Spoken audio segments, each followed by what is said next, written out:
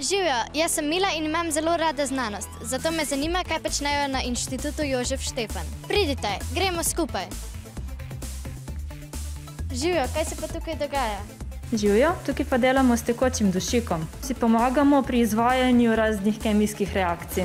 Pri našem delu pripravljamo materijale, ki bojo lahko uporabni v industriji pri različnih kemijskih procesih. Kako se pa sploh odločite, katere materijale boste preučevali? V bistvu mi preučujemo neke snovi, ki so prvič zanimive iz kemijskih lastnosti.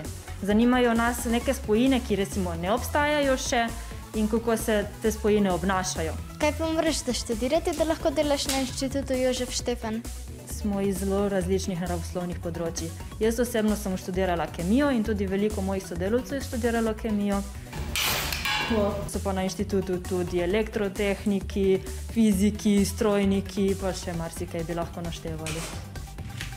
Živja, pri vas v celice vstavljate laserje, ampak najbrž ne takšnih.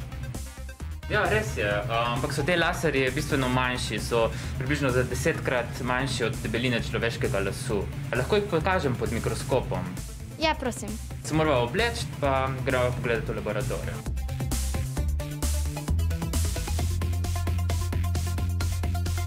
Na kameri se trenutno vidi en tak laser, pa lahko kar pogledaš, bom nastavil na mikroskopu.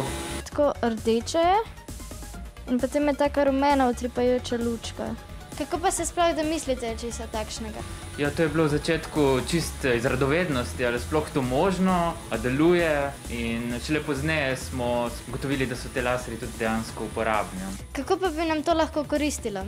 S temi laserji pa proučujemo žive organizme in posamezne celice, kako delujejo, kako se obnašajo, pa tudi mogoče v prihodnosti v medicini za proučevanje samega človeškega telesa. Kaj pa, če se to nikoli ne zgodi? Ja, to je pa del raziskovanja. Če ne bi raziskovali tudi zadev, ki so same po sebi od začetka samo zanimive, tudi ne bi odkrili zelo novih zadev, ki znajo biti v prihodnosti zelo uporabne. Če tudi tebe zanima, kaj delajo, se lahko jutri udeležiš Dneva odprtih vrat, ki bo letos zaradi koronskih razmer dan odprtega spleta. Tako se lahko priključiš od kjerkoli. Adijo!